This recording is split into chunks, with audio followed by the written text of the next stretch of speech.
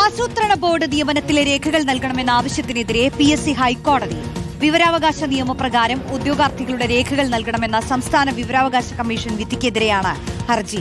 ഉദ്യോഗാർത്ഥികളുടെ മാർക്കും സർട്ടിഫിക്കറ്റ് പകർപ്പും നൽകാനാവില്ലെന്നും വ്യക്തിഗത വിവരങ്ങൾ വെളിപ്പെടുത്തുന്നത് സ്വകാര്യതയുടെ ലംഘനമെന്നും വാദം. വിവരാവകാശ കമ്മീഷന്റെ ഉത്തരവ് അടിയന്തരമായി സ്റ്റേ ചെയ്യണമെന്നാണ് ആവശ്യം.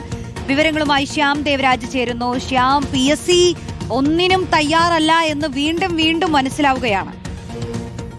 റോഷിനി, ആസൂത്രണ ബോർഡിലെ സംസ്ഥാന ആസൂത്രണ ബോർഡിലെ നിയമനങ്ങൾ വലിയ വിവാദമായിരുന്നു. ഇതിന് പിന്നാലെയാണ് സംസ്ഥാന PSC ഹൈക്കോടതിയെ സമീപിച്ചത്.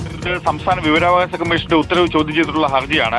ഇതിൽ ഈ ഹർജിയുടെ അടിസ്ഥാനം എന്നത് ഈ റാങ്ക് പട്ടികയിലെ 1, 2 സ്ഥാനക്കാരുടെ മാർക്കും അതിന്റെ സർട്ടിഫിക്കറ്റുകളുടെ സാക്ഷ്യപ്പെടുത്തിയ പകർപ്പും നൽകണമെന്നതായിരുന്നു വിവരാവകാശ കമ്മീഷന്റെ ഉത്തരവ്. ഈ ഉത്തരവ് നിയമപരമായി നിലനിൽക്കുന്നതല്ല, സ്റ്റേ ചെയ്യണം, ഒപ്പം റദ്ദാക്കണം ഉൾപ്പെടെയുള്ള ആവശ്യങ്ങൾ ഉന്നയിച്ചാണ് PSC ഹൈക്കോടതിയെ സമീപിച്ചത്.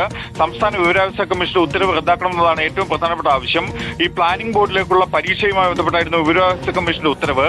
3ാം റാങ്കുകാരൻ നൽകിയ അപേക്ഷയിലാണ് 1, 2 റാങ്കുകാരുടെ വിവരങ്ങൾ നൽകാൻ ഈ വിവരാവകാശ കമ്മീഷൻ നിർദ്ദേശം നൽകിയത്. എന്നാൽ ഈ മറ്റു ഉദ്യോഗാർത്ഥികളുടെ മാർക്കും സർട്ടിഫിക്കറ്റുകളും മൂന്നാം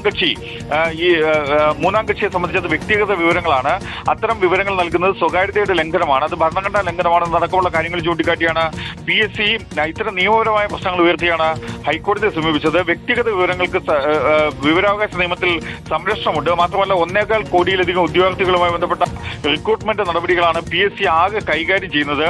ഓരോരുത്തരുടെയും രേഖകൾ ഈ രീതിയിൽ നൽകുന്നത് പ്രായോഗികമല്ല. ഇത്തരത്തിലുള്ള വിവരങ്ങൾ പുറത്തുവിടുന്നത് അനുവദിച്ചാൽ സർട്ടിഫിക്കറ്റുകളും അക്കാദമിക് രേഖകളും ആവശ്യപ്പെട്ടുള്ള നിരവധി അപേക്ഷകൾക്ക് ഹർജിയിൽ വഴിയൊരുങ്ങും എന്നടക്കമുള്ള കാര്യങ്ങളാണ് ഹർജിയിൽ PSC ചൂണ്ടിക്കാട്ടുകയും ചെയ്യുന്നത്. ഈ ഹർജി ഹൈക്കോടതി നാളെ പരിഗണിക്കും. ജസ്റ്റിസ് മുരളി പുരുഷോത്തമൻ അധ്യക്ഷനായ സിംഗിൾ ബെഞ്ചാണ് ഈ ഹർജി നാളെ പരിഗണിക്കുക. ശരി, ശ്യാം ദേവരാജാണ് വിവരങ്ങൾ നൽകിയത്.